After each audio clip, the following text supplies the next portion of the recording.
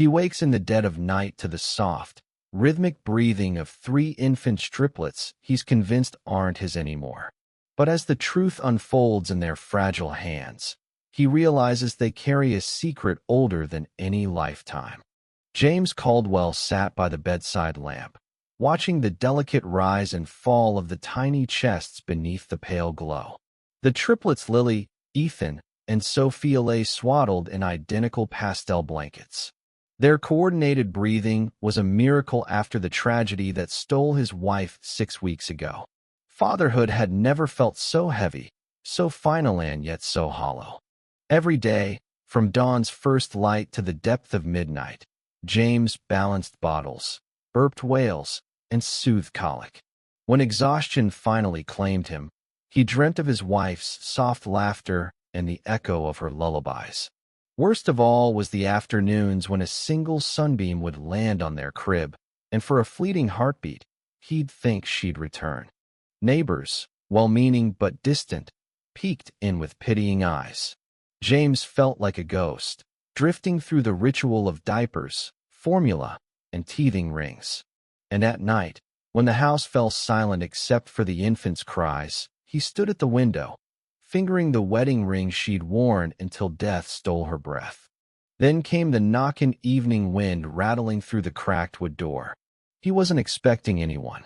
He opened the door to a man so old his back curved like a question mark against the threshold. His silver hair was thin, skin translucent, and hands trembled. But his eyes, James would later call them spectral, held an ancient knowing. "I'm looking for my grandchildren," the old man said, voice a brittle whisper. Before James could speak, he added, "They were entrusted to me long ago." James stiffened. "Grandchildren? I don't understand." The old man lifted a frail arm. A faded locket swung from his fingers. Inside, tiny portraits, 2 identical baby girls and a boy, each bearing a startling resemblance to Lily, Sophia, and Ethan. "How?" James whispered. His heart thumped, and tears sprang unbidden. He recognized the children, but not from memories. From photos he'd attached to a secret nook of his mind, from moments he feared he'd never live to learn. Inside the locket, even the chain's old gold shimmered with a promise. There was more to their story than he'd known. They sat at the kitchen table, 3 high chairs arranged like soldiers. The old man introducing himself as Thomas. Though he looked too frail to carry even that name, told James a tale woven of time and wonder. He spoke of a long-ago pact between families, of souls bound across generations. The triplets were born in one world and sent to another, sent to safety after a curse tried to claim them. James, Thomas explained, was chosen to raise them, not by blood but by destiny. Lily turned her head, eyes bright and searching. Ethan reached for a teething ring. Sophia yawned and stretched. The children, oblivious to tragedy and prophecy, were anchors to a past neither James nor Thomas fully grasped. Thomas's voice cracked. "They belong to both of us. And yet, neither of us. They were never truly yours or mine until now." James bristled. This stranger threatened everything he'd built. His late wife's memory, the fragile foundation of this new family. "What do you want?" he demanded, voice raw. Thomas leaned forward. "To guide you. To help you protect what's most precious." His hand hovered over the locket. "To teach you their truth and yours." For nights after, James wrestled with disbelief. He researched ancient legends, whispered to midnight winds, drank coffee until dawn. The house filled with soft laughter and sweet crease, a life he was learning to live again. Thomas came daily, holding each baby, murmuring lullabies half remembered, tales of distant realms and soulful travelers. One morning, as lily-scented sunlight spilled through the window, James felt the first stirring of peace. He looked at Lily, Sophia, and Ethan, 3 relentless, miraculous sparks of light. He thought of his wife, of the love that had created this moment beyond death. He opened the locket, no longer a relic of destiny but a reminder. He closed his fist around it and smiled. "Yes," he whispered, together. Chapter 5. Threads of Memory. The days turned into weeks, and the old man Thomas became a quiet fixture in the Caldwell household. He never overstayed, never demanded more than a moment of silence or the chance to hold the children. But with each visit, James noticed something strange. The babies responded to Thomas in ways they never did to anyone else. When Thomas sang soft lullabies in a language James couldn't place, the triplets would fall instantly silent. Even Lily, who cried as if she mourned the world itself some nights, would calm at the first note from his trembling lips. It was as if the melody tapped into something buried deep inside them, something ancestral. One evening, while folding baby clothes in the nursery, James found a small paper tucked beneath Sophia's mattress. It was yellowed, frayed, written in ink that bled into the fibers of the page. 3 lights hidden from the storm, bound to one not born of them. Through his grief, they will find form. In his arms, their fate condemned. It was poetic, cryptic, and it shook him to the core. He showed it to Thomas the next day. The old man read it, smiled softly, and said only, "Some truths reach us when we're ready." Chapter 6. The Mirror Room. It began with a dream. James stood in a room made entirely of mirrors. Each surface reflected not his face, but versions of the children, older, different, dressed in strange robes, their eyes glowing with colors too vivid to exist. Lily looked at him and whispered, "You promised." Then the room shattered into 1,000 shards. He woke gasping. Sweat drenched the sheets. For a moment, he thought the world had cracked in two. Later that morning, he found Thomas sitting alone in the garden, eyes closed, sun on his face. "Why am I dreaming of them like that?" James asked. Thomas opened one eye, studying him. "Because you're starting to remember. Not your past, but theirs." James stared. "You're saying these kids meet kids have lived before?" "Not quite," Thomas replied. "But their souls, they are ancient, wiser than we are. What you see are echoes, memories that don't belong to you, but you carry them now, through love." James didn't know what to say. His world was still diapers and formula. But now there was magic in the formula, mystery in the sleepless nights. Chapter 7. Storm Warning. That night, thunder cracked the sky like a whip. The power flickered. James lit candles while the babies fussed in the living room. Thomas arrived unannounced, dripping from the rain, eyes wide with urgency. "They've found us," he whispered. "The ones who tried to take them before." James didn't understand. "Who?" "Not people," Thomas replied. "Things that hunt soul-bonded children. Beings that feed on potential futures. They were once just stories, but stories, when feared long enough, become real." James locked every window. He moved the crib into his bedroom. He stayed up all night, holding a fire poker in one hand, his children's warmth in the other. Nothing came, but James could feel it something watching, waiting. Chapter 8. The Light Inside.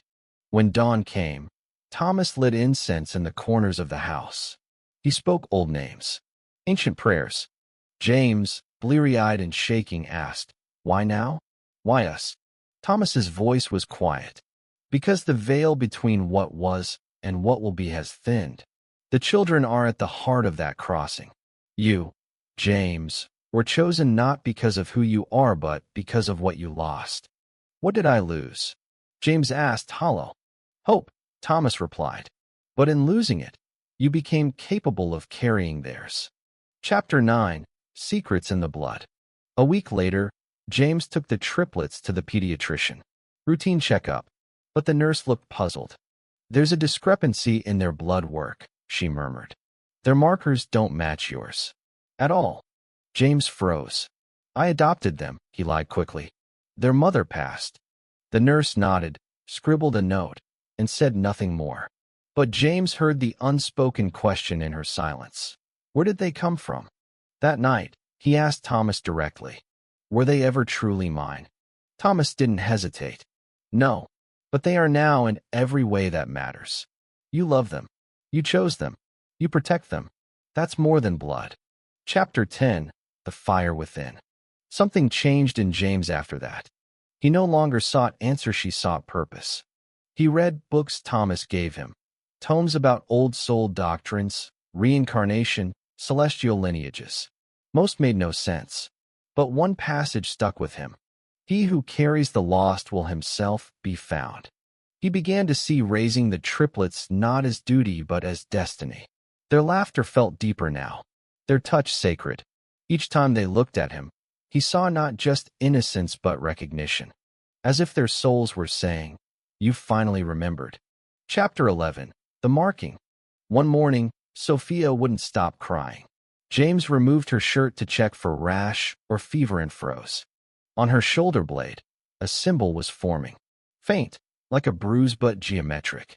Intricate, radiating with energy James could feel in his bones. He checked the other two. Ethan had the same symbol on his chest. Lily bore it on her ankle. Different places, identical patterns. He showed Thomas. "They're awakening," Thomas whispered. "The marks mean their lineage is being claimed."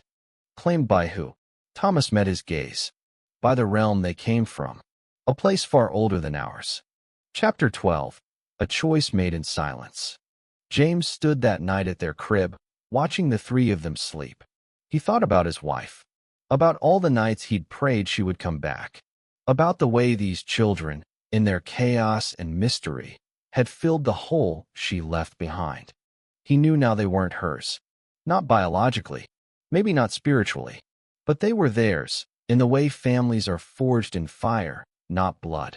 He whispered into the dark, "I don't care who they belong to. I'm staying. I'm fighting. And I'm loving them with everything I have left." The wind outside howled, then stilled, as if something ancient had heard and approved. Chapter 13. The Gathering Wind. The next day, Thomas did not come, nor the day after. James waited, checked hospitals, called numbers Thomas never gave. Nothing. But the children, especially Lily, began to speak. Not in full sentences, just fragments. Phrases and languages James didn't know. One night, Lily looked straight into his eyes and said, "He is returning to the Vale." James asked, heart racing, "Thomas?" She nodded solemnly. That was the last time she spoke in that voice. Chapter 14. The Letters. A week later, a package arrived. No return address. Inside, a bundle of old parchment, a carved wooden box, and a final note in Thomas's scrawl. "Dear James, by the time you read this, I'll have passed from this world. I was merely a guardiana bridge for what comes next. The triplets are yours now, truly. The markings will spread. Their power will awaken. And when it does, they will need not protection but belief. Hold fast. You were chosen for your grief, but you will lead with your heart." T. James didn't cry. He held the letter to his chest, kissed each child on the forehead, and whispered, "Then I'll believe. I'll believe for all of us." Chapter 15. The Awakening. It began with light. Not the kind that flickers from lamps or burns from the sun, but something raw and humming, something alive. It poured from Lily's fingers one late afternoon when her favorite stuffed bear tumbled down the stairs. With a cry of panic and a reaching hand, the light burst like a silent firework and the bear floated midair, pausing, hovering, before landing gently on the step. James stood frozen in the doorway, mouth open. "Lily," he whispered, "did you do that?" She didn't respond, just hugged the bear to her chest and said quietly, "It didn't want to fall." Later that evening, Ethan stared at the goldfish bowl for nearly an hour. James watched, confused, then horrified as the water began to swirl, gentle at first, then faster, spinning like a miniature hurricane. The fish swam frantically, then suddenly stopped dead still as if obeying. James grabbed his son's shoulders, breaking the trance. Ethan blinked. "It got too loud," he said. James turned to Sophia's heart pounding. "What about you?" Sophia smiled. "I dream loud enough to shake the stars," she whispered, almost proudly. Chapter 16. A Father's Fear. James didn't sleep that night. He watched over them, replaying the events again and again. Powers. Abilities. Were these gifts or warnings? He flipped through the pages Thomas had left behind. Handwritten notes, diagrams, prophecies. One line, underlined 3 times, caught his eye. Do not fear their awakening. Fear what comes to silence it. The next morning, James set boundaries. No more unsupervised moments. No playing near water. No mirrors in the nursery. But the truth pressed in, loud and undeniable. These children were changing. And so was the world around them. Chapter 17, The Visitor. She came in the form of a social worker. Tall, angular, with a clipboard too thick to be normal. Her name was Marla Crane. She said she'd received an anonymous report concerns over the children's safety, James's mental state. James, though shaken, played polite. He welcomed her in, showed her the high chairs, the folded laundry, the carefully catalogued medical records. But she barely looked at any of it. Instead, she studied the children intensely, like she was memorizing their faces. Her smile was tight, fake. And when she reached for Sophia, the baby recoiled screaming with a terror James had never seen. She's just tired, Marla said smoothly. But her eyes flicked to the markings beneath Sophia's collar. James didn't sleep that night, either. He checked the locks twice. He kept a kitchen knife beside the crib. And in his heart, he knew. She wasn't a social worker. She was something else. Chapter 18, The Warning. 3 nights later, James found a sigil carved into the porch wood. Burned into it, in symbols he didn't recognize, was a message that pulsed beneath the surface. He called Thomas's number out of instinct, even knowing it would never answer. But his voicemail had changed. It played only 3 words. They know now. He took the triplets and drove.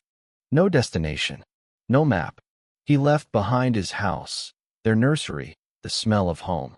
He drove for hours until dawn, then checked into a nameless roadside motel under a fake name. He held them close that night and whispered, "They're not taking you. I don't care who they are." Lily whispered back, "They never wanted to take us. They want you to give us away." Chapter 19, Manifestations. It wasn't just light now. Lily had begun seeing things before they happened, reaching for a toy seconds before it fell, gasping before someone knocked at the door. Ethan's control of water grew more precise. He could freeze droplets midair. And Sophia, whose dreams were once silent, now screamed in her sleep, visions of burning skies and shadow-thin figures whispering her name. James watched it all. He no longer doubted. He no longer feared what he didn't understand. But he feared what the world might do to them, what power, if unchecked, might bring. He opened Thomas's wooden box. Inside was a key, and a folded map hand-drawn, with a single phrase scrawled across it. When the time comes, follow the river beneath the church. Chapter 20, The River Beneath. The place marked on the map was nearly forgotten. A half-collapsed chapel in the Appalachian Hills. Moss-covered stone. A steeple barely standing. James parked the car beside the ruins, the children bundled tight in his arms. The church was cold, even in summer. He followed the map down a narrow passage behind the altar cobwebs, brushing his face until he reached a wooden trapdoor sealed with wax. He broke the seal. Below was not a basement but a cave. Crystalline walls shimmered with symbols James didn't recognize. In the center, an ancient stone basin, half filled with glowing water. Sophia squirmed in his arms, her eyes wide. "This is where we came from," she said. "Not the cave, the memory of it." James dipped his hand in the water. It was warm, vibrating, and suddenly, he saw everything. Not in words, not in images, but in emotion, in force. The story of 3 souls shattered across timelines, pulled from an unraveling dimension, placed into infant vessels in the care of a man who had lost too much to question why. He fell to his knees, overwhelmed. The cave whispered, "You are not alone. But you are the only one who can hold them now." Chapter 21, The One Who Watches. Back in the motel, James awoke to a dark presence at the foot of his bed. It had no shape, no sound, but it watched, heavy and wide and endless. It was the same thing that stalked Thomas. the same thing that marked the porch. It whispered without speaking. You carry what is not yours. Surrender them, or be undone. James reached for the locket around his neck. He clutched it, not for power, but memory, for the promise Thomas made. He said aloud, "Then undo me." The shadow recoiled, just slightly. It wasn't expecting love to speak so loudly. Chapter 22, A Father's Choice. Sophia stopped breathing the next night. No warning, no sound. One moment sleeping, the next blue lips, limp arms. James panicked, screamed, shook her, cried out to anyone, anything. Then Lily stood beside him. Calm, quiet. She placed one hand on her sister's chest. Ethan did the same. And James, not knowing why, joined them, hands trembling, heart shattering. The moment their hands met, the room filled with light. Not warm this time, but fierce. Blinding. From within the light, a pulseous sound like a heartbeat boomed 3 times. Then Sophia gasped, coughed, breathed. James crumpled, sobbing. He held her for hours, whispering thanks to every god he didn't believe in. And Lily said softly, "You chose to stay, so we chose to stay with you." Chapter 23, The Gathering. A letter arrived the next morning. No postage, no return address. Inside it read, "You've passed the first gate. The children are safe for now, but others are awakening. Some will not be kind. The covenant is breaking. You must prepare. Return to the cave. Bring no one else. The light will test you next." James folded the letter slowly. He looked at the triplet, so small, so strange, so full of impossible love. Then he packed the car and drove back toward destiny. Chapter 24, The Circle of Light. The cave was colder this time. James stepped through the passage with the triplets bundled close, a low wind humming through the hollow like it knew something was coming. When he reached the stone basin, the water was gone. In its place was a circle of faint blue flame. Voices whispered around the walls, soft, ancient, layered like a chorus of memory. James stepped into the circle, holding all 3 children tight against his chest. Then the cave darkened. A figure emerged, not shadow this time, but light, shaped like a man, face blurred as if unfinished. "You love them," it said, not a question, but a statement. "I do," James replied. "They are not your blood. I know. They are not your past. I know. They are your future." James nodded, a tear streaking down his cheek. "Then you must prove it," the voice said, and the floor beneath him gave way. Chapter 25, The Trial of Grief. James landed not on rock but in memory. He stood once more in the delivery room where his wife had died. The smell of antiseptic, the shrill beep of machines, the stillness of her hand as the triplets wailed for a mother who would never hold them. He fell to his knees, crying, shaking. "You did not lose her because of them," the voice said, disembodied now. "But you carry the guilt as if you did."